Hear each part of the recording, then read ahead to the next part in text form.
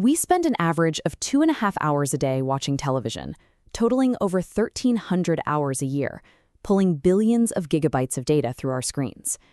It is easy to treat this daily flow of information as a transparent window.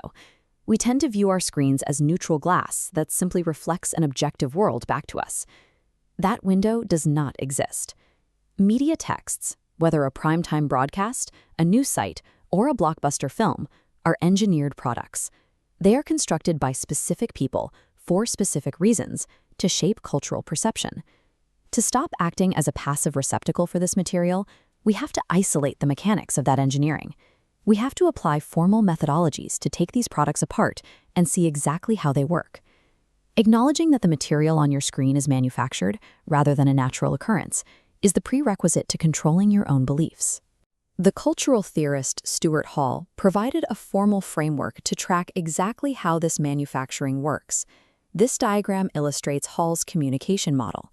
He modeled mass communication not as a simple linear transmission, but as a continuous cycle of distinct linked moments, from institution to encoding, to the text itself, to decoding, and finally into society. At the start of the pipeline is the encoding phase. This is where media institutions compose their messages, actively embedding their subjective values and specific views of the world into the product. At the end of the pipeline is the decoding phase. This is the moment audiences consume the text, interpreting those embedded messages through the filter of their own experiences and internalizing them. The entity that controls the encoding phase at the beginning of the pipeline dictates the raw materials available for decoding, ultimately setting the boundaries of reality for the society at the end. To understand what gets encoded, we have to look at the institutional sources initiating the process. Operating a national media platform requires immense capital. The sheer scale of industrial production creates massive financial barriers that lock out independent competitors. In 1987, Eddie Shaw spent £15 million to launch a new UK national daily newspaper called Today.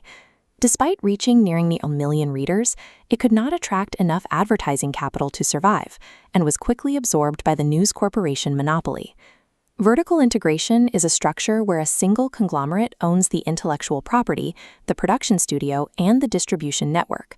By controlling every node, an idea moves from inception to global broadcast without ever facing outside competition. These operations cross continents. Corporations like Disney, Viacom, and Time Warner maintain multinational footprints, using their global scale to secure market share and spread risk. The architects of these empires, like Rupert Murdoch, utilize this vast infrastructure to maximize their reach and protect their investments. The political economy of media ensures that the texts these institutions produce will protect their own economic interests. A global conglomerate will not finance a broadcast that threatens the systems generating its wealth. Once the institution finalizes its priorities, those values are compressed into the media text itself. The French theorist Roland Barthes developed a precise methodology to dissect these texts at a microscopic level. This diagram demonstrates semiotics, the study of signs. It breaks communication down into the physical signifier, like a fist, and the psychological signified, the concept invoked in the viewer's mind. This is a vintage Bendix automatic home laundry advertisement. We can use semiotics to separate its objective reality from its engineered cultural message. The first layer of analysis is denotation. Denotation is the literal, objective layer of an image. Here we can denote a woman, a washing machine, a sailor, and a child. The second layer is connotation, referring to the deeper cultural assumptions and ideologies attached to those literal elements. The specific placement of the woman next to the machine, contrasting with the visiting sailor, embeds distinct cultural rules about gender roles into the image.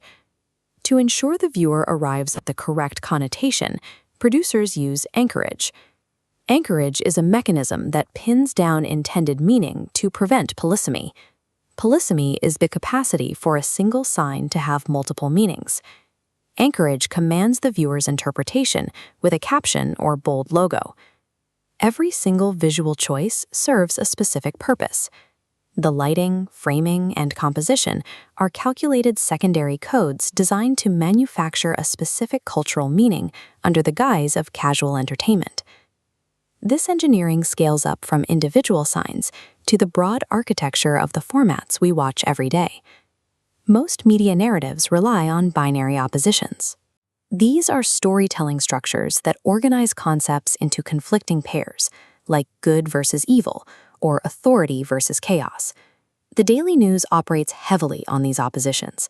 The anchor represents reason and structure, while events reported outside the studio represent unpredictability and threat. The news format always privileges one specific side. Through formal studio dress, direct camera addresses, and controlled lighting, the news anchor is coded as the correct, reliable voice of authority. This culminates in the classic realist narrative. The classic realist narrative is a storytelling structure that introduces a conflict based on opposing elements and resolves it cleanly by the conclusion of the broadcast. When a curated conflict is resolved on screen, it validates the privileged side of the opposition. It demonstrates to the audience exactly which cultural values are deemed acceptable and correct. The final, critical node in the communication process is the audience's decoding of the text. The pluralist view is a theory suggesting audiences have endless market choices and form their own opinions freely. But when ownership is heavily monopolized, the audience is actually selecting from a wall of structurally identical texts built on the exact same oppositions. The Italian philosopher Antonio Gramsci identified the macro result of this relentless, unified messaging. He defined it as hegemony. Hegemony is rule by consent, where the dominant ideology is repeated so heavily it becomes accepted as invisible, unquestioned common sense. When a news title sequence dissolves into a shot of Parliament and Big Ben, it borrows an objective cultural icon of democracy to legitimize its own corporate authority. The ideology works precisely because it looks like a natural fact. Through daily repetition, these specific signs and narratives define who holds power, what constitutes common sense, and how society should operate. True hegemony does not require physical force. It is achieved the moment an audience willingly decodes an institution's subjective values and accepts them as the natural laws of the world. This diagram shows the complete, unbroken loop of the communication model. Institutions encode texts, texts carry ideologies, and audiences decode them, reinforcing the structure of society. The purpose of media studies is to intercept this signal before the decoding process is complete. Applying semiotic and structural analysis strips the invisible power away from the text. It forces the conventions and the codes out into the open. By identifying the signifiers, the anchorage, and the oppositions, you transition from a passive receptacle into an active filter. Deliberate, grounded. Mastering these frameworks provides the intellectual leverage needed to dismantle media power. It is the mechanism for reclaiming cognitive autonomy in a highly engineered reality.